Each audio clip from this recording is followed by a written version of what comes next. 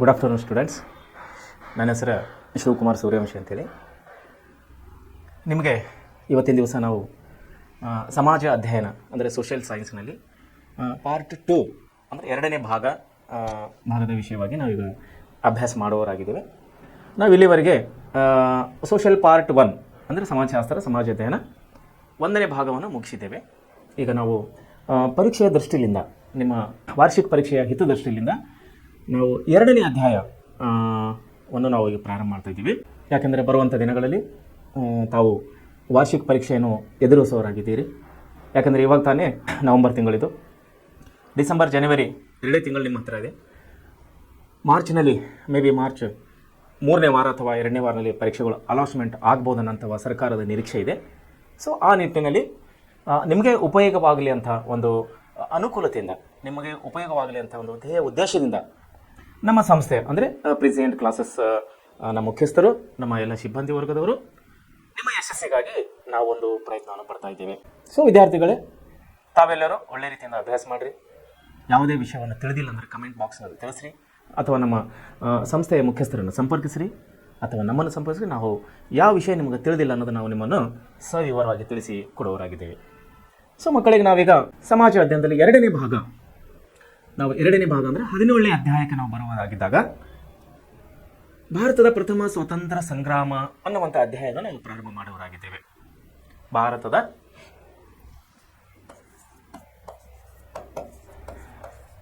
ಅಧ್ಯಾಯ 17.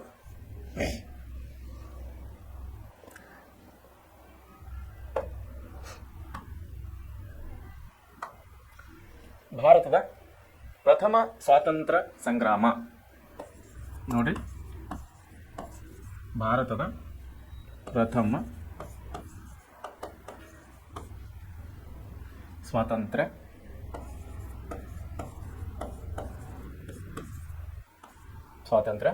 ಸಂಗ್ರಾಮ 1857. ಸೊ ಈ ಸ್ವಾತಂತ್ರ್ಯ ಸಂಗ್ರಾಮದಲ್ಲಿ 1857ನೇ ಭಾರತದ ಮೊದಲನೇ ಸ್ವಾತಂತ್ರ್ಯ ಸಂಗ್ರಾಮ ಅಂತೇಳಿ ನಾವೇನು ಕರಿತೀವಿ.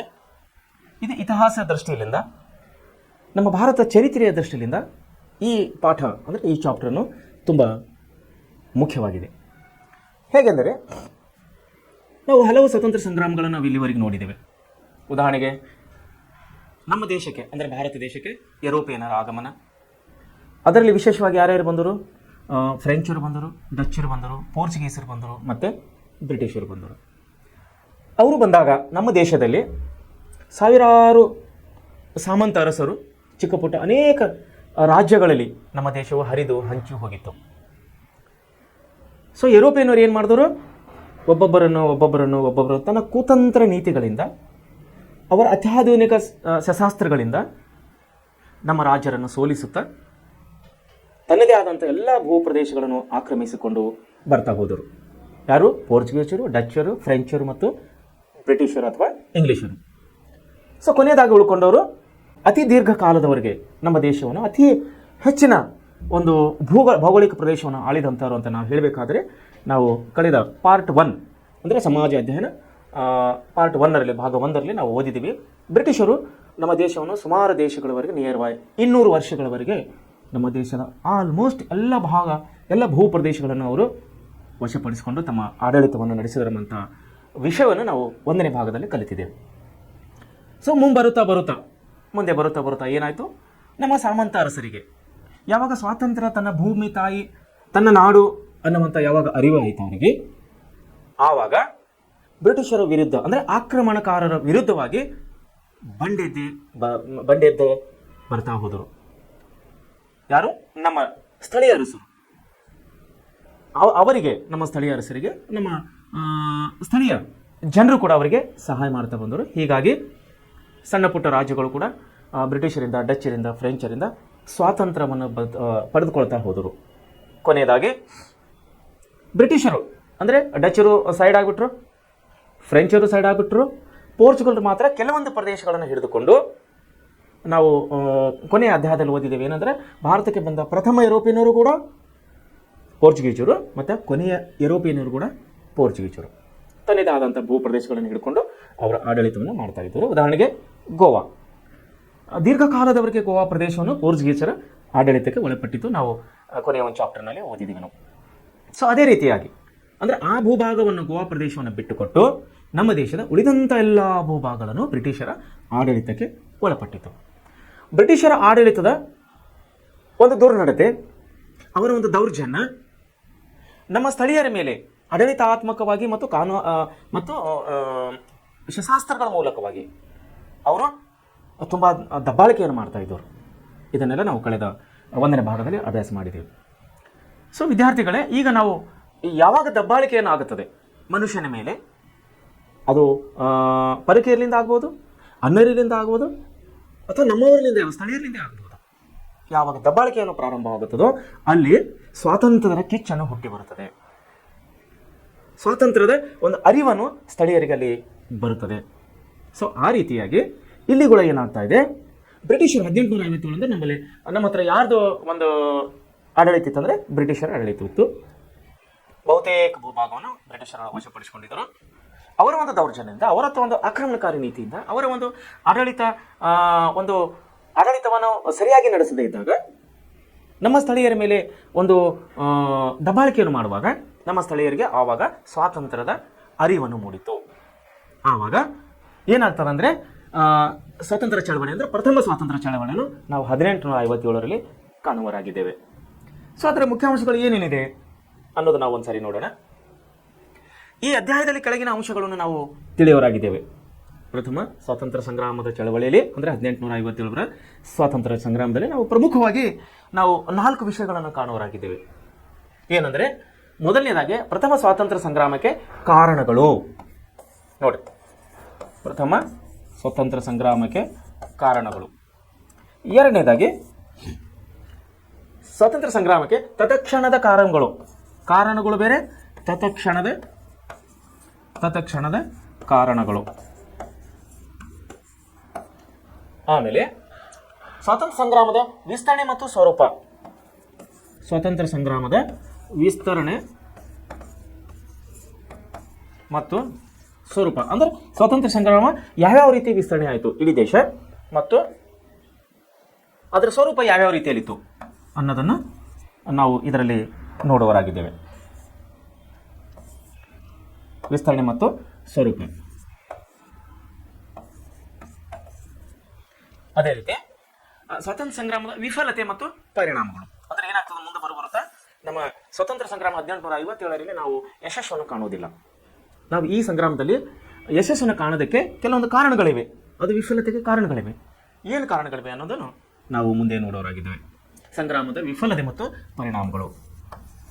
ವಿಫಲತೆ ಮತ್ತು ಪರಿಣಾಮಗಳು.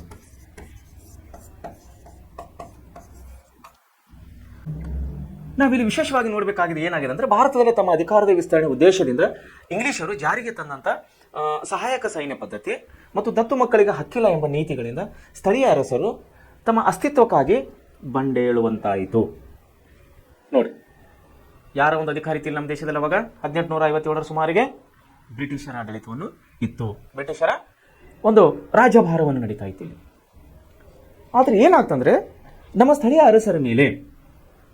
ಅರಸರ ಮೇಲೆ ಅವರು ಯಾವ್ಯಾವ ರೀತಿ ಕಾನೂನುಗಳನ್ನು ನಾವು ತರ್ತಾ ಇದ್ರು ಅಂದರೆ, ಒಂದು ಸಹಾಯಕ ಸೈನ್ಯ ಪದ್ಧತಿ. ನಾವು ಕಳೆದ ಒಂದು ಅಧ್ಯಾಯದಲ್ಲಿ ಓದಿದ್ದೇವೆ ಸಹಾಯಕ ಸೈನ್ಯ ಪದ್ಧತಿ. ಇದರ ಬಗ್ಗೆ ನಾವು ತುಂಬ ಡೀಟೇಲ್ ಆಗಿ ಹೋಗಿದ್ದೇವೆ.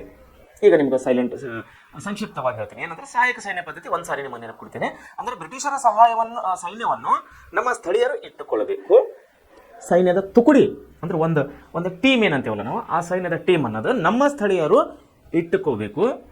ಇಟ್ಟುಕೊಂಡು ಅದರ ಎಲ್ಲ ಖರ್ಚು ವೆಚ್ಚಗಳು, ಅಂದರೆ ಆ ಸೈನ್ಯದ ಎಲ್ಲ ಖರ್ಚು ವೆಚ್ಚಗಳು, ಅಂದರೆ ಸಂಬಳ ಆಯಿತು, ಅವರಿಗೆ ಊಟ ಆಯಿತು, ಸಮವಸ್ತ್ರ ಆಯಿತು, ಅವರ ಆರೋಗ್ಯ ಆಯಿತು, ಇನ್ನಿತರ ಎಲ್ಲ ಖರ್ಚುಗಳನ್ನು ಯಾರು ನೋಡಬೇಕಾಗಿತ್ತು? ನಮ್ಮ ಸ್ಥಳೀಯರ ಅರಸರು ನೋಡಬೇಕಾಗಿತ್ತು. ಸೈನಿಕರು ಯಾರ್ದು? ಬ್ರಿಟಿಷರು. ಲಾಲನೆ ಪೋಷಣೆ ಯಾರು ಮಾಡಬೇಕು? ನಮ್ಮ ಸ್ಥಳೀಯರು ಮಾಡಬೇಕು. ಯಾಕಂದ್ರೆ ಅವರ ಸೈನಿಕರು ಏನಿದ್ದಾರಲ್ಲ ತುಂಬ ಸ್ಟ್ರಾಂಗ್ ಇದ್ದರು. ಅಂದರೆ ಅತ್ಯಾಧುನಿಕ ಅವ್ರ ಕಡೆ ಶಸ್ತ್ರಾಸ್ತ್ರಗಳಿತ್ತು. ಉದಾಹರಣೆಗೆ ಬಂದೂಕುಗಳಿತ್ತು, ಬಾರೂದುಗಳಿದ್ದು ಅವ್ರ ಹತ್ರ. ಅವತ್ತಿನ ಕಾಲದಲ್ಲಿ ನಮ್ಮ ಸ್ಥಳೀಯರ ಅರಸರಲ್ಲಿ ಬಂದೂಕು ಬಾರೂದುಗಳು ಮತ್ತು ಕಡಿಮೆ. ಆವತ್ತಿನ ಕಾಲದಲ್ಲಿ 1857 ಕಡಿಮೆ ವಿರಳವಾಗಿ. ಆದರೆ ಬ್ರಿಟಿಷರಲ್ಲಿ ಶಸ್ತ್ರಾಸ್ತ್ರಗಳು, ಆಧುನಿಕ ಪದ್ಧತಿಯ ಶಸ್ತ್ರಾಸ್ತ್ರಗಳು ಅದೇ ಸಮಯದಲ್ಲಿ ಅವರು ಯುದ್ಧ ತಂತ್ರಕ್ಕೆ ಪರಿಚಯ ಮಾಡ್ತಾ ಬಂದರು. ಅಲ್ಲೇನಾಗ್ತಂದರೆ, ಒಂದು ನಮ್ಮ ಸ್ಥಳೀಯ ರಾಜನು ಸೋಲಬೇಕು, ತನ್ನ ಎಲ್ಲ ಸಾಮ್ರಾಜ್ಯವನ್ನು ಬ್ರಿಟಿಷರಿಗೆ ಒಪ್ಪಿಸಬೇಕು.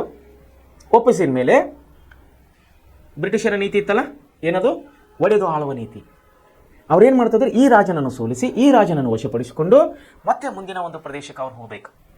ಹೋಗೋ ಹೊತ್ನಾಗ ಅವ್ರೇನು ಮಾಡ್ತಿದ್ರು, ತನ್ನ ಸೈನ್ಯದ ಒಂದು ತುಕಡಿ, ಅಂದರೆ ಎಲ್ಲ ಖರ್ಚು ವೆಚ್ಚಗಳು ಅವ್ರ ಮೇಲೆ ಬೀಳುತ್ತಲ್ಲ, ಅವಾಗೇನು ಮಾಡೋರು ಅವರು, ಒಂದು ಸೈನ್ಯದ ಒಂದು ತುಕಡಿಯನ್ನು ಸ್ವತಂತ್ರ ರಾಜನ ಹತ್ರ ಅಥವಾ ಅವರ ಸಾಮಂತ ಅರಸ ಅಂತ ನಾವು ಕರಿಬೋದು. ಅಂದರೆ ನಮ್ಮ ಸ್ಥಳೀಯ ರಾಜನು ಯಾರು ಸೋಲ್ತಾರೆ ಅವರು ಆ ಬ್ರಿಟಿಷರ ಸಾಮಂತ ಅರಸರು ಅಥವಾ ಸೋತವರು ಅಂತ ಅರ್ಥ. ಅವ್ರು ಸೋತರು ಏನು ಮಾಡಬೇಕಾಗಿತ್ತು, ಅವರ ಬ್ರಿಟಿಷರ ಒಂದು ಸೈನ್ಯದ ತುಕಡಿಯನ್ನು ಇವರ ಹತ್ರ ಇಟ್ಟುಕೊಂಡು ಅವರಿಗೆ ಊಟ, ವಸತಿ, ಸಂಬಳ, ಆರೋಗ್ಯ ಖರ್ಚು, ಎಲ್ಲ ಖರ್ಚುಗಳು ನಮ್ಮ ಸ್ಥಳೀಯ ರಾಜನ, ನಮ್ಮ ಸ್ಥಳೀಯ ಅರಸರು ನೋಡಬೇಕಾಗಿತ್ತು. ದಟ್ ಕಾಲ್ಡ್ ಸಹಾಯಕ ಸೈನ್ಯ ಪದ್ಧತಿ. ಈ ಸಹಾಯಕ ಸೈನ್ಯ ಪದ್ಧತಿಯಿಂದ ಏನಾಗ್ತಾ ಇತ್ತು, ನಮ್ಮ ಸ್ಥಳೀಯ ಅರಸರಿಗೆ ನುಂಗಲಾರದಂಥ ತುತ್ತು ಆಗಿತ್ತದು. ಯಾಕಂದರೆ ಸೈನಿಕರ ಖರ್ಚು ಸುಮ್ಮನೆ ಇರ್ತದೆ. ಇವತ್ತಿನ ಕಾಲಕ್ಕೆ ದೊಡ್ಡ ಖರ್ಚು, ಸೊ ಅವತ್ತಿನ ಕಾಲಕ್ಕೂ ಕೂಡ ದೊಡ್ಡ ಖರ್ಚು. ಸೊ ಈ ಖರ್ಚು ಅನ್ನೋದು ನಮ್ಮ ಸ್ಥಳೀಯ ಅರಸರಿಗೆ ತುಂಬ ಒಂದು ಭಾರ ಆಗ್ತಾ ಇತ್ತು. ಯಾವುದು, ಸಹಾಯಕ ಸೈನ್ಯ ಪದ್ಧತಿ. ಎರಡನೇದಾಗಿ ಇನ್ನೊಂದು ಇವರು ನೀತಿ ತಂದಿದ್ರು, ಏನಂತಂದರೆ ದತ್ತು ಮಕ್ಕಳಿಗೆ ಹಕ್ಕಿಲ್ಲ.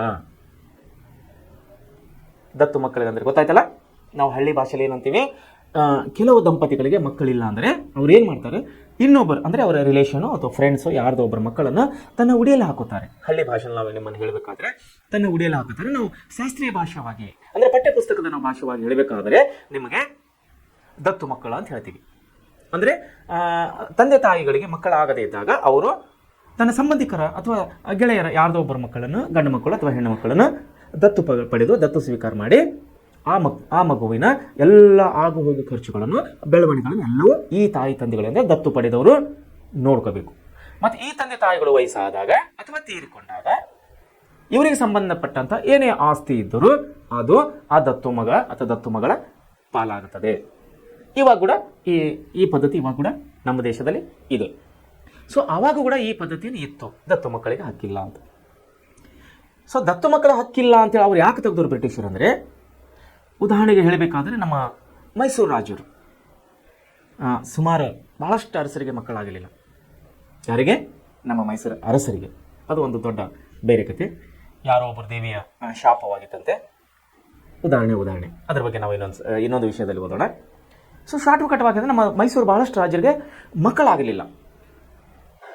ಅವ್ರು ಏನು ಮಾಡ್ತಾಯಿದ್ರು, ತನ್ನ ಸಹೋದರ ಸಂಬಂಧಿಗಳಲ್ಲಿ ಯಾರಿಗೋ ಆದಂಥ ಒಂದು ಮಗುವನ್ನು ಅಂದರೆ ಚಿಕ್ಕವರಿದ್ದಾಗೆ ದತ್ತವನ್ನು ಪಡೆದು ಆ ಮಗುವಿನ ಪಾಲನ್ನು ಪೋಷಣೆಯನ್ನು ಮಾಡಿ ದೊಡ್ಡವರಾದಾಗ ರಾಜಸಿಂಹಾಸನವನ್ನು ಆ ಮಗುವಿಗೆ ಒಪ್ಪಿಸ್ತಾ ಇದ್ದರು. ಇದು ದತ್ತು ಮಕ್ಕಳು. ಸೊ ಬ್ರಿಟಿಷರಲ್ಲಿ ಏನು ಮಾಡಿದ್ರು ಅಂದರೆ ಇದರಿಂದ ಏನಾಗ್ತಾ ಇತ್ತು, ದತ್ತು ಮಕ್ಕಳು ಸ್ವೀಕಾರ ಮಾಡೋದ್ರಿಂದ ನಮ್ಮ ರಾಜ ಪರಂಪರೆಯು ಮುಂದುವರಿತಾ ಬರ್ತಾ ಇತ್ತು. ಯಾಕಂದರೆ ಮಕ್ಕಳಿಲ್ಲಂದ್ರೂ ಪರವಾಗಿಲ್ಲ, ಇನ್ನೊಬ್ಬರನ್ನ ದತ್ತು ಸ್ವೀಕಾರ ಮಾಡಿ ಅವರನ್ನು ಸಿಂಹಾಸನ ಮೇಲೆ ಕುಂದಿರಿಸಿ ರಾಜಭಾರವನ್ನು ಮಾಡ್ತಾ ಇದ್ದರು. ಸೊ ಇದರಿಂದ ಏನಾಗ್ತಾ ಇತ್ತು, ನಮ್ಮ ಸ್ಥಳೀಯ ಅರಸರು ತಮ್ಮ ರಾಜಭಾರವನ್ನು ಕಂಟಿನ್ಯೂ ಆಗಿ ನಿಯಮಿತವಾಗಿ ಮಾಡ್ತಾ ಬರ್ತಾ ಇದ್ದರು. ಆದರೆ ಬ್ರಿಟಿಷರಿಗೆ ಏನು ಬೇಕಾಗಿತ್ತು, ಸ್ಥಳೀಯ ರಾಜರು ಎಲ್ಲವನ್ನು ಬಿಟ್ಟುಕೊಟ್ಟು ಬ್ರಿಟಿಷರಿಗೆ ಶರಣಾಗಬೇಕು, ಅವರ ಒಂದು ಉದ್ದೇಶವಾಗಿತ್ತು. ಸೊ ಅಲ್ಲಿ ಏನಾಗ್ತಾ ಇತ್ತು, ದತ್ತು ಮಕ್ಕಳಿಗೆ ಸ್ವೀಕಾರ ಮಾಡೋದ್ರಿಂದ ಇವರ ರಾಜಭಾರವೇ, ಇವರ ಸಾಮ್ರಾಜ್ಯವೇ ಮುಂದುವರಿತಾ ಇತ್ತು. ಬ್ರಿಟಿಷರಿಗೆ ಅವಕಾಶ ಸಿಗ್ತಾ ಇದ್ದಿಲ್ಲ. ಸೊ ಮುಂದೆ ಬಂದಂಥ ಬ್ರಿಟಿಷ್ ಅಧಿಕಾರಿಗಳು ಏನು ಮಾಡಿದ್ರು, ದತ್ತು ಮಕ್ಕಳಿಗೆ ಹಕ್ಕಿಲ್ಲ ಎಂಬಂಥ ಒಂದು ನೀತಿಯನ್ನು ಜಾರಿಗೆ ತಂದರು. ಇದರಿಂದ ಏನಾಗ್ತಾ ಇತ್ತು, ಸೊ ನಮ್ದು ಸ್ಥಳೀಯ ಅರಸರಿಗೆ ಯಾರಿಗೊಬ್ಬರಿಗೆ ಮಕ್ಕಳಿಲ್ಲ ಅಂದ್ರೆ ಆ ಸಾಮ್ರಾಜ್ಯವು, ಆ ಸಂಸ್ಥಾನವು ನೇರವಾಗಿ ಬ್ರಿಟಿಷರ ಅಧೀನದಲ್ಲಿ ಹೋಗ್ತಾ ಇತ್ತು. ಬಿಕಾಸ್ ಇವರಿಗೆ ಮಕ್ಕಳಿದ್ದಿಲ್ಲ. ಸೊ ಇದರ ವಿರುದ್ಧವಾಗಿ ನಮ್ಮ ಸ್ಥಳೀಯ ಅರಸರಲ್ಲಿ ಸಿಟ್ಟನ್ನು ತುಂಬಿ ತುಳುಕ್ತಾ ಇತ್ತು ನಮ್ಮ ಸ್ಥಳೀಯ ಅರಸರಲ್ಲಿ. ಯಾಕಂದರೆ ಮುಂಚೆ ಏನಿತ್ತಂದರೆ ಸ್ಥಳೀಯ ದತ್ತು ಮಕ್ಕಳಿಗೆ ಸ್ವೀಕಾರ ಮಾಡ್ತಾ ಇದ್ದವರು, ಬ್ರಿಟಿಷರ್ ನೀತಿ ತಂದರು ಬೇಡ ಅಂಥೇಳಿ ಸ್ವೀಕಾರ ಮಾಡೋಂಗಿಲ್ಲ. ಇದರಿಂದ ನಮ್ಮ ಸ್ಥಳೀಯ ಅರಸರಲ್ಲಿ ಅಸಹನೆ, ಸಿಟ್ಟು, ಕೋಪವನ್ನು ಹೆಚ್ಚಾಗ್ತಾ ಬರ್ತಾ ಇತ್ತು ಬ್ರಿಟಿಷರ ನೀತಿಯಿಂದ. ಮೊದಲನೇ ನೀತಿ ಏನಿದೆ ಅವ್ರದ್ದು, ಸಹಾಯಕ ಸೈನ್ಯ ಪದ್ಧತಿಯನ್ನು ಒಪ್ಕೊಳ್ಳೇಬೇಕು. ಎರಡನೇ ಪದ್ಧತಿ ಏನದೆ ಅಂದರೆ ದತ್ತು ಮಕ್ಕಳನ್ನು ಸ್ವೀಕಾರ ಮಾಡಂಗಿಲ್ಲ. ಅಂದರೆ ಮಕ್ಕಳಾಗದ ರಾಜ್ಯದವರು ಇನ್ನೊಬ್ಬರ ಮಕ್ಕಳನ್ನು ತನ್ನ ಉಡಿಯಲ್ಲಿ ಹಾಕಿಕೊಳ್ಳಂಗಿಲ್ಲ ಅನ್ನೋಂಥ ನೀತಿ. ಈ ಎರಡು ನೀತಿಗಳು ಏನಾಗ್ತಾ ಇದ್ದು ನಮ್ಮ ಸ್ಥಳೀಯ ಅರಸರಿಗೆ ತುಂಬ ನುಂಗಲಾರದಂಥ ತುತ್ತಾಗಿದ್ದು. ಸೊ ಏನಾಗ್ತದ್ದು, ಸ್ಥಳೀಯ ಅರಸರು ನೋಡಿ, ಸ್ಥಳೀಯ ಅರಸರು ತಮ್ಮ ಅಸ್ತಿತ್ವಕ್ಕಾಗಿ ಬಂಡೆ ಏಳಬೇಕಾಯಿತು. ಯಾರು? ನಮ್ಮ ಸ್ಥಳೀಯರು ಅಸ್ತಿತ್ವಕ್ಕಾಗಿ, ಅಂದರೆ ತನ್ನ ಸಾಮ್ರಾಜ್ಯನ ಉಳಿಸ್ಕೋಬೇಕಾಗಿ ಆದಂಥ ಪರಿಸ್ಥಿತಿಯಲ್ಲಿ ಅವರು ಬಂಡೆ ಏಳಬೇಕಾಯಿತು. ಇಲ್ಲಾಂದ್ರೆ ಅಧಿಕಾರನ ಕಳ್ಕೋಬೇಕು, ಸಾಮ್ರಾಜ್ಯನ ಬ್ರಿಟಿಷರಿಗೆ ವಾಪಸ್ಬೇಕು. ಈ ರೀತಿಯಾಗಿತ್ತು. ಸೊ ಇದರ ವಿರುದ್ಧವಾಗಿ ನಮ್ಮ ಸ್ಥಳೀಯ ಅರಸರು ಬಂಡೆ ಏಳುವಂತೆ ಈ ಎರಡು ಕಾನೂನುಗಳು ಇವರಿಗೆ ಪ್ರಚೋದನೆಯನ್ನು ಕೊಟ್ಟವು. ಮುಂದೆ ಏನಾಯ್ತು, ಇನ್ನೊಂದೆಡೆ ಸಶಸ್ತ್ರ ಕಾಯ್ದೆ ನಿಷೇಧ. ನೋಡಿ, ಸಶಸ್ತ್ರ ಕಾಯ್ದೆ ನಿಷೇಧ, ಇನಾಮ್ ಕಮಿಷನ್ ನೇಮಕ ಮುಂತಾದವುಗಳು ಭಾರತೀಯರಲ್ಲಿ ಬ್ರಿಟಿಷರ ಬಗ್ಗೆ ಅಸಮಾಧಾನ ಭಾವನೆಯನ್ನು ಮೂಡಿಸಿದವು.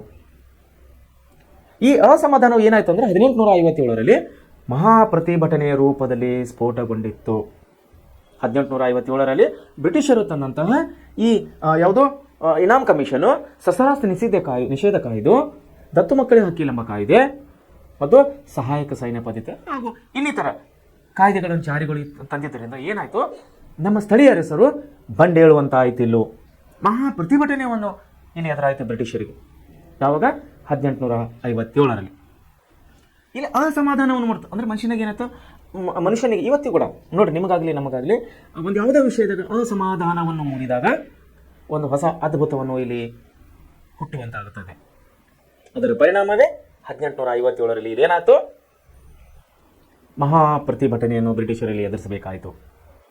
ಅದನ್ನೇ ನಮ್ಮ ಇತಿಹಾಸಕಾರರು ಭಾರತ ದೇಶದ ಪ್ರಥಮ ಸ್ವಾತಂತ್ರ್ಯ ಸಂಗ್ರಾಮ ಅಂತ ಹೇಳಿ ಕರೆದರು ಇದಕ್ಕೆ.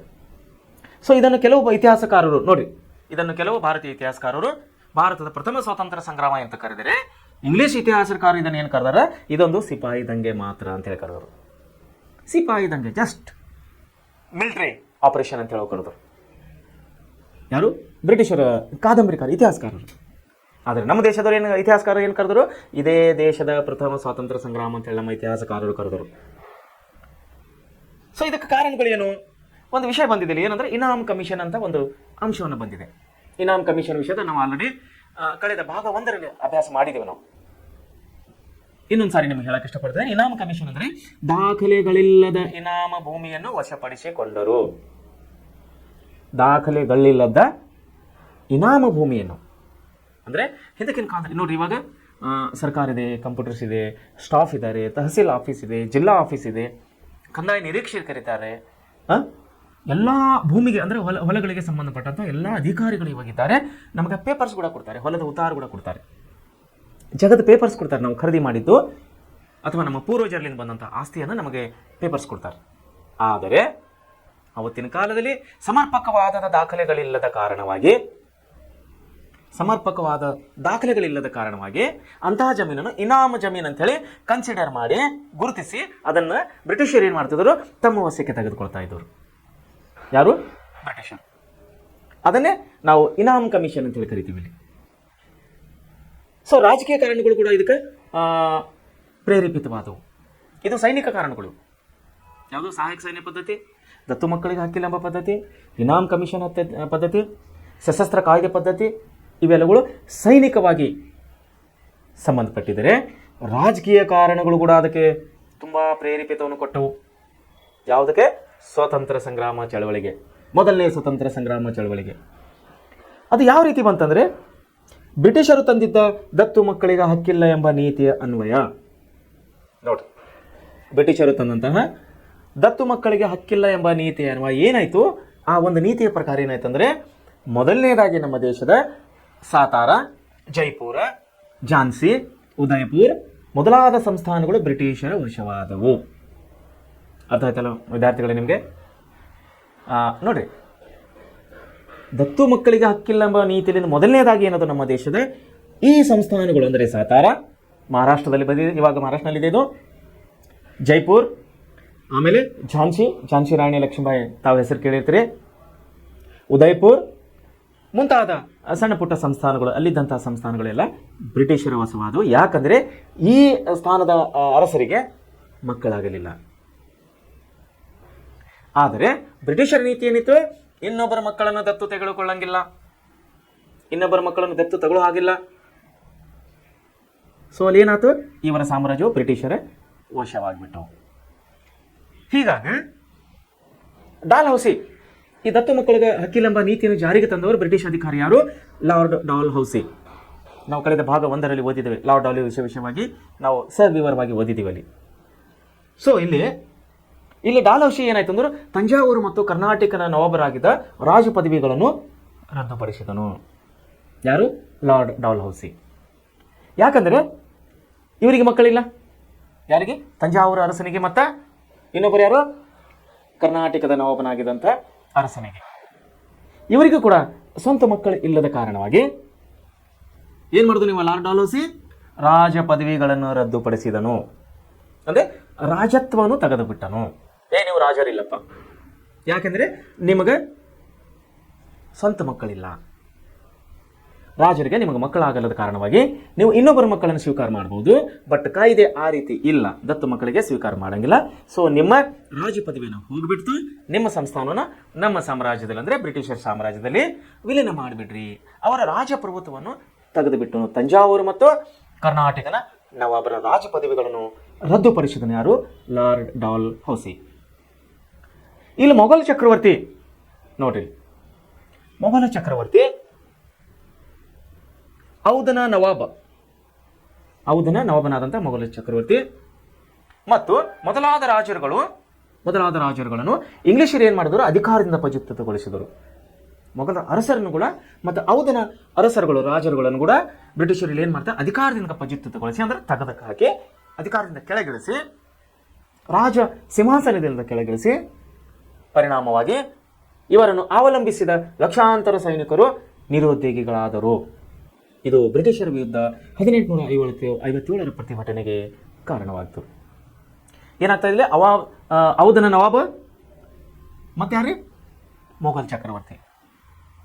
ಇವರಿಬ್ಬರಿಗೆ ಏನು ಮಾಡಿದ್ರು? ಇವರು ಬ್ರಿಟಿಷರು ಲಾರ್ಡ್ ಡಾಲ್ ಹೌಸಿ ಏನು ಮಾಡ್ದ? ಅವರ ರಾಜತ್ವವನ್ನು ತೆಗೆದುಬಿಟ್ಟರು. ನೀವು ರಾಜರಿಲ್ಲಪ್ಪ ಅಂಥೇಳಿ ಅವರ ರಾಜ ಸಿಂಹಾಸನ ತೆಗೆದ ಮೇಲೆ ಏನಾಯಿತು? ಅವರಲ್ಲಿದ್ದಂಥ ಸೈನಿಕರು, ಮೊಘಲ್ ಚಕ್ರವರ್ತಿ ಮತ್ತು ನವಾಬನ ಔಧನ ಸೈನಿಕರು ಏನಾದರೂ ನಿರಾಶ್ರಿತರಾದಾಗ ಇಲ್ಲಿ ಏನಾಯಿತು? ಲಕ್ಷಾಂತರ ಸೈನಿಕರು ನಿರುದ್ಯೋಗಿಗಳಾದರು. ಕೆಲಸ ಇಲ್ಲ ಅವ್ರಿಗೆ, ಅವ್ರ ಹೊಟ್ಟೆ ನಡಿಬೇಕಲ್ಲ, ಮತ್ತೆ ಯಾರ್ದು? ಸೈನಿಕರು.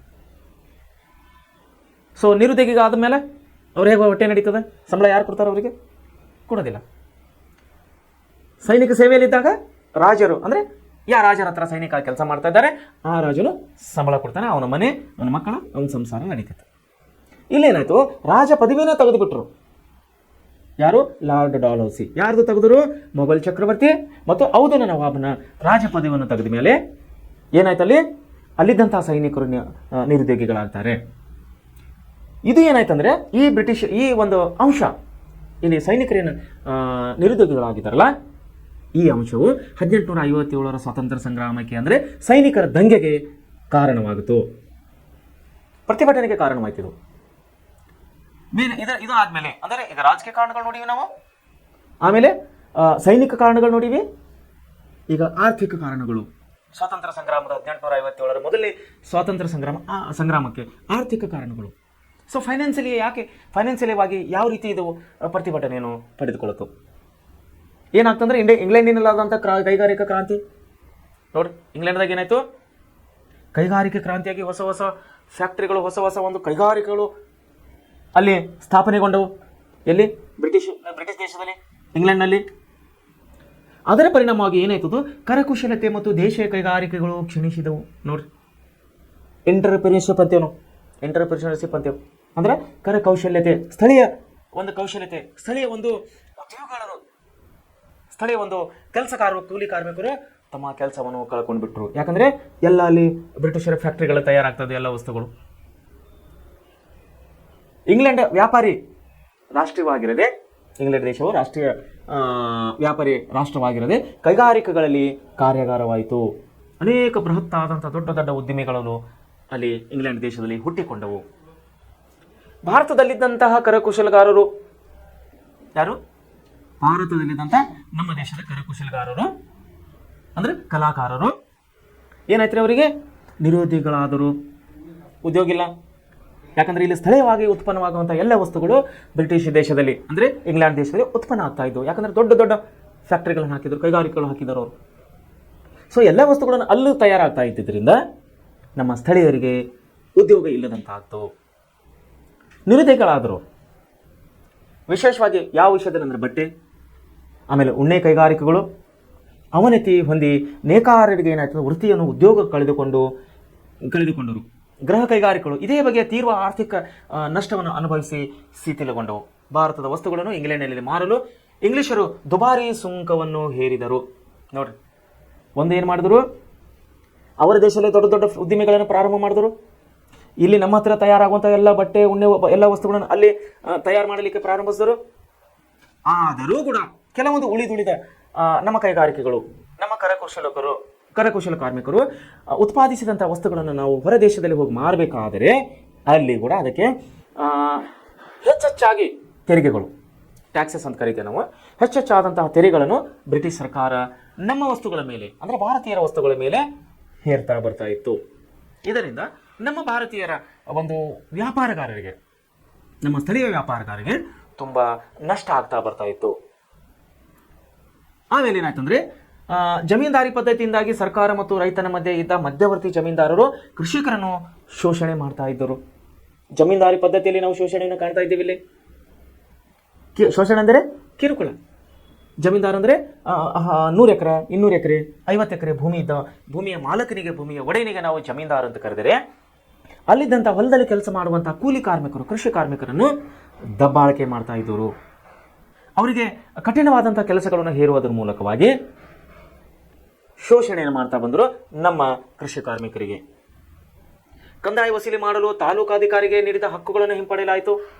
ನೋಡ್ರಿ, ಕಂದಾಯ, ಹೊಲಗಳ ಟ್ಯಾಕ್ಸ್, ಕಂದಾಯ ಅಂತೇನೋ, ಅದಕ್ಕೆ ಹೊಲಗಳನ್ನ ಟ್ಯಾಕ್ಸ್ ಕಟ್ತೀವಲ್ಲ, ಅದಕ್ಕೆ ಕಂದಾಯ ಅಂತೇನೋ. ಈ ಸುಂಕವನ್ನು ತಾಲೂಕುದಾರರಿಗೆ ನೀಡಿದಂಥ ಹಕ್ಕುಗಳನ್ನು ಹಿಂಪಡೆಯಲಾಯಿತು.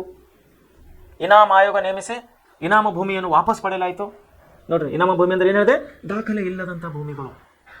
ನಮ್ಮ ರಾಜ್ಯದಲ್ಲಿ ಇದ್ದಂಥ ದಾಖಲೆ ಇಲ್ಲದಂಥ ಭೂಮಿಗಳನ್ನು ಇನಾಮ ಭೂಮಿ ಅಂತೇಳಿ ಅವರು ಸರ್ಕಾರದವರು ವಾಪಸ್ ಪಡಿತಾ ಇದ್ದರು, ಬ್ರಿಟಿಷ್ ಸರ್ಕಾರದವರು. ಇದರಿಂದಾಗಿ ಕೃಷಿಕರು ತೀವ್ರವಾಗಿ ಅವಮಾನ ಮತ್ತು ಆರ್ಥಿಕ ಸಂಕಷ್ಟವನ್ನು ಅನುಭವಿಸ್ತಾ ಬರ್ತಾ ಇದ್ದರು. ಇದು ಕೂಡ ರೈತರ ಮಹಾನ್ ಪ್ರತಿಭಟನೆಗೆ ಕಾರಣವಾಯಿತು. ಯಾವುದು? ಒಂದು ಆರ್ಥಿಕ ಪರಿಸ್ಥಿತಿ ಏನಾಯಿತು, ಮನುಷ್ಯನಿಗೆ ಒಂದು ಏನಾಯಿತು, ಕಷ್ಟದಲ್ಲಿದ್ದಾಗ ಹಣದ ಅವಶ್ಯಕತೆ ತುಂಬ ಇರುತ್ತದೆ. ಅಂತಹ ಒಂದು ಪರಿಸ್ಥಿತಿಯಲ್ಲಿ ಹಣ ಇಲ್ಲ ಅಂದರೆ ಅವನೇನು ಮಾಡ್ತಾನೆ? ಆ ಮನುಷ್ಯ ಅನ್ಯ ದಾರಿಯನ್ನು ನೋಡ್ತಾನೆ, ಅನ್ಯ ಮಾರ್ಗವನ್ನು ನೋಡ್ತಾನೆ ತನ್ನ ಬದುಕಿಗಾಗಿ. ಅಂತಹದೇ ಒಂದು ಸಮಸ್ಯೆ, ಅಂತಹದೊಂದು ಪರಿಸ್ಥಿತಿ ಈ ಒಂದು ಸಮಯದಲ್ಲೂ ಕೂಡ ಇಲ್ಲಿ ಬಂದು ನಿಂತಿದೆ. ಸೊ ವಿದ್ಯಾರ್ಥಿಗಳೇ, ಮುಂದೆ ಏನಾಗ್ತದೆ? ಇಲ್ಲಿ ನಾವು 3 ಕಾರಣಗಳನ್ನು ನೋಡಿದ್ದೇವೆ. ಒಂದು ಸೈನಿಕ ಕಾರಣಗಳು, ರಾಜಕೀಯ ಕಾರಣಗಳು ಮತ್ತು ಆರ್ಥಿಕ ಕಾರಣಗಳು ನೋಡಿದ್ದೇವೆ ನಾವು. ಸ್ವಾತಂತ್ರ್ಯ ಸಂಗ್ರಾಮ ಪ್ರಾರಂಭವಾಗಲು ಅಥವಾ ಹುಟ್ಟಿಕೊಳ್ಳಲು 3 ಕಾರಣಗಳು ನೋಡಿದ್ದೇವೆ. ಈಗ ನಾವು ಇನ್ನೊಂದು ಕಾರಣಗಳನ್ನು ನೋಡಬೇಕಾಗಿದೆ, ಆಡಳಿತಾತ್ಮಕ ಕಾರಣ. ಸ್ವಾತಂತ್ರ್ಯ ಸಂಗ್ರಾಮವನ್ನು ಹುಟ್ಟಿಕೊಳ್ಳಲಿಕ್ಕೆ ಪ್ರಮುಖವಾದ ಕಾರಣಗಳೇ ಇದೊಂದು ಕಾರಣ ಇದೆ. ಯಾವುದು? ಆಡಳಿತಾತ್ಮಕ ಕಾರಣ. ಏನು ಹೇಳ್ತಾ ಇದೆ ಆಡಳಿತಾತ್ಮಕ ಕಾರಣ ಅಂದರೆ, ಇಂಗ್ಲಿಷರು ಹೊಸ ನಾಗರಿಕ ಮತ್ತು ಅಪರಾಧ ಕಾಯ್ದೆಗಳನ್ನು ಜಾರಿಗೆ ತಂದರು. ನೋಡ್ರಿ, ಇಂಗ್ಲಿಷರು ಏನು ಮಾಡಿದ್ರು ಇಲ್ಲಿ? ಹೊಸ ನಾಗರಿಕ ಕಾಯ್ದೆ, ಸಿವಿಲ್ ಸರ್ವಿಸ್. ನಾವು ಕಳೆದ ಭಾಗ 1ರಲ್ಲಿ ಕೂಡ ಇದರ ವಿವರವಾಗಿ ನಾವು ಅಭ್ಯಾಸ ಮಾಡಿದ್ದೇವೆ, ನಾಗರಿಕ ಸೇವೆಗಳ ಬಗ್ಗೆ. ಮತ್ತು ಅಪರಾಧ ಕಾಯ್ದೆಗಳು, ಕ್ರಿಮಿನಲ್ ಲಾಸ್ ಅಂತ ಕರಿತೇವೆ ನಾವು ಇಂಗ್ಲೀಷ್ನಲ್ಲಿ. ಕ್ರಿಮಿನಲ್ ಅಫೆನ್ಸ್ ಅಥವಾ ಕ್ರಿಮಿನಲ್ ಲಾಸ್ ಅಂತೇಳಿ ನಾವು ಕರಿತೇವೆ. ಅಪರಾಧ ಕಾಯ್ದೆಗಳನ್ನು ನಾವು ಕನ್ನಡದಲ್ಲಿ ಕರಿತೇವೆ. ಅದನ್ನು ಇಲ್ಲೇನಾಯ್ತು? ಹೊಸ ನಾಗರಿಕ ಸೇವೆಗಳು ಅಂದರೆ ಸಿವಿಲ್ ಸರ್ವಿಸ್, ಆಮೇಲೆ ಅಪರಾಧ ಕಾಯ್ದೆಗಳು, ಕ್ರಿಮಿನಲ್ ಲಾಸ್ ಕೂಡ ಏನು ಮಾಡಿದ್ರು ಇಲ್ಲಿ ಬ್ರಿಟಿಷರು ಜಾರಿಗೆ ತರ್ತಾ ಇದ್ದಾರೆ. ಕಾನೂನಿನಲ್ಲಿ ಪಕ್ಷಪಾತ ಮತ್ತು ಭಾರತೀಯರಿಗೆ ಪ್ರತ್ಯೇಕ ನಿಯಮಗಳನ್ನು ಅನ್ವಯವಾಗುತ್ತಿದ್ದವು. ಏನು ಬ್ರಿಟಿಷರಲ್ಲಿ ಏನೇನು ಕಾನೂನುಗಳು ತಂದಿದ್ದಾರಲ್ಲ, ಯಾವುದು? ಸಿವಿಲ್ ಸರ್ವಿಸ್ ಮತ್ತು ಇನ್ನೊಂದು ಯಾವುದ್ರಿ? ಅಪರಾಧ, ಕ್ರಿಮಿನಲ್ ಲಾಸ್. ಈ 2 ಕಾಯ್ದೆಗಳಲ್ಲಿ ಏನಾಗ್ತದೋ, ಬ್ರಿಟಿಷರಿಗೆ ಒಂದು ಬೇರೆ ಥರ ಕಾನೂನು ಮತ್ತು ನಮ್ಮ ಭಾರತೀಯರಿಗೆ ಅನ್ವಯವಾಗುವಂತೆ ಒಂದು ಬೇರೆ ರೀತಿ ಇವರು ಕಾನೂನುಗಳನ್ನು ರೂಪಿಸ್ತಾ ಇದ್ದರು. ಇದರಿಂದ ಏನಾಗ್ತಾ ಇತ್ತು? ನಮ್ಮ ಸ್ಥಳೀಯರ ಮೇಲೆ ದಬ್ಬಾಳಿಕೆಯನ್ನು ಪ್ರಾರಂಭ ಆಯಿತು ಇಲ್ಲಿ ಆಡಳಿತಾತ್ಮಕವಾಗಿ. ಮುಂದೆ ಆಂಗ್ಲ ಭಾಷೆಯು ನ್ಯಾಯಾಲಯದ ಭಾಷೆವಾಯಿತು. ನೋಡ್ರಿ, ಏನಾಯ್ತು? ಬರುತ್ತಾ ಏನಾಯ್ತು? ಆಂಗ್ಲ ಭಾಷೆ ಅಂದರೆ ಇಂಗ್ಲಿಷ್ ಭಾಷೆಯು ನ್ಯಾಯಾಲಯದ ಭಾಷೆ ಆಯಿತು, ಕೋರ್ಟ್ ಲ್ಯಾಂಗ್ವೇಜ್ ಅಂತ ಹೇಳಿ ನಾವು ಕರಿತೀವಿ ಇಂಗ್ಲೀಷ್ನಲ್ಲಿ. ಇವಾಗ ಕೂಡ ನಾವು ಹೈಯರ್ ಕೋರ್ಟ್ಸ್, ಆಲ್ಮೋಸ್ಟ್ ಎಲ್ಲ ಕೋರ್ಟ್ಸ್ಗಳಲ್ಲಿ ಈಗ ಕೆಲವೊಂದು ಕೋರ್ಟ್ಗಳಲ್ಲಿ ಈ ಕನ್ನಡದಲ್ಲಿ ಅಂದರೆ ಆರ್ಡರ್ಸ್, ರಿಕ್ವೆಸ್ಟ್ಸ್, ಮನವಿ ಪತ್ರಗಳು, ಒಪ್ಪಂದ ಪತ್ರಗಳು ಕೆಲವೊಂದು ಕನ್ನಡದಲ್ಲಿ ಆದರೆ ಉಳಿದಂಥ ಎಲ್ಲ ಪೇಪರ್ಸ್ಗಳು, ಎಲ್ಲ ಕಾಗದ ಪತ್ರಗಳು, ಪತ್ರ ವ್ಯವಹಾರಗಳು ಇವತ್ತಿಗೂ ಕೂಡ ಕೋರ್ಟ್ನಲ್ಲಿ ಇಂಗ್ಲೀಷ್ನಲ್ಲಿಯೇ ನಡೀತಾ ಇದೆ. ಸೊ ಏನಾಗ್ತಾ ಇದೆ ಅಂದರೆ ಬ್ರಿಟಿಷ್ ಲ್ಯಾಂಗ್ವೇಜ್ ಅಂದರೆ ಇಂಗ್ಲೀಷ್ ಲ್ಯಾಂಗ್ವೇಜ್ ಏನಾಯ್ತು ಇಲ್ಲಿ ಜುಡಿಷಿಯಲ್ ಲ್ಯಾಂಗ್ವೇಜ್ ಆಗಿ ಇಲ್ಲಿ ಬ್ರಿಟಿಷರು ದಬ್ಬಾಳಿಕೆಯನ್ನು ನಮ್ಮ ಭಾರತೀಯರ ಮೇಲೆ ಹೇರುತ್ತಾ ಬರ್ತಾ ಇದ್ದಾರೆ. ಆದರೆ ಏನಾಯಿತು, ಬ್ರಿಟಿಷ್ ಭಾಷೆ ಇಂಗ್ಲೀಷ್ ನಮ್ಮ ಸ್ಥಳೀಯರಿಗೆ ಬರುತ್ತಾ? ಅದು ನಮ್ಮ ಸ್ಥಳೀಯರಿಗೆ ಇಂಗ್ಲೀಷ್ ಭಾಷೆ ಬರುತ್ತದ? ಇವತ್ತಿನ ಕಾಲಕ್ಕೆ ಎಷ್ಟೋ ಜನರಿಗೆ ನಾವು ಇಂಗ್ಲೀಷ್ ಭಾಷೆನ ಇನ್ನೂ ಬರೋದಿಲ್ಲ. ಸೊ 1857 ಅಂದರೆ ನೇರವಾಗಿ 200 ವರ್ಷಗಳ ಕೆಳಗೆ ಹಿಂದೆ ಹೋದರೆ ನಮ್ಮ ಸ್ಥಳೀಯರು ಹೇಗೆ ಮಾತಾಡೋದು, ಅವರು ಇಂಗ್ಲೀಷ್ ಭಾಷೆನ ಹೇಗೆ ಮಾತಾಡೋದು? ಅವ್ರು ಇಂಗ್ಲೀಷ್ ಮಾತಾಡ್ತಾರೆ, ನಮ್ಮವರಿಗೆ ಇಂಗ್ಲೀಷ್ ಬರೋದಿಲ್ಲ. ಇದು ಕೂಡ ಏನಾಯ್ತು, ಇದರಿಂದ ಏನಾಗ್ತಾ ಇತ್ತು, ನಮ್ಮ ಸ್ಥಳೀಯರಿಗೆ ತುಂಬಾ ತೊಂದರೆ ಆಗ್ತಾ ಬರ್ತಾ ಇತ್ತು. ಸೊ ಆಡಳಿತಾತ್ಮಕವಾಗಿ ಇವ್ರು ಏನು ಮಾಡಿದ್ರು, ಇಂಗ್ಲೀಷ್ ಭಾಷೆಯನ್ನು ನ್ಯಾಯಾಲಯ ಭಾಷೆ, ಜುಡಿಷಿಯಲ್ ಲ್ಯಾಂಗ್ವೇಜ್ ಅಂತ ಹೇಳಿ ಇವರು ರಿಪೋರ್ಟ್ ಮಾಡಿಬಿಟ್ಟಿದ್ರು ಬ್ರಿಟಿಷರು. ಇಂಗ್ಲಿಷ್ ನ್ಯಾಯಾಧೀಶರು ಬಹುತೇಕವಾಗಿ ಇಂಗ್ಲಿಷರ ಪರವಾಗಿ ನ್ಯಾಯ ನೀಡುತ್ತಿದ್ದರು. ಹೊಸ ಕಾನೂನಿನ ವಿಷಯಗಳು ಜನರಿಗೆ ಅರಿವೇವಾಗಲಿಲ್ಲ. ಬ್ರಿಟಿಷ್ ನ್ಯಾಯಾಧೀಶರು ಏನು ಮಾಡ್ತಿದ್ರು, ಅವರ ಪರವಾಗಿಯೇ ಅಂದರೆ ಬ್ರಿಟಿಷರ ಪರವಾಗಿಯೇ ಆ ಕೇಸ್ಗಳ ಪರವಾಗಿಯೇ ಆರ್ಡರನ್ನು ಮಾಡ್ತಾ ಇದ್ದರು.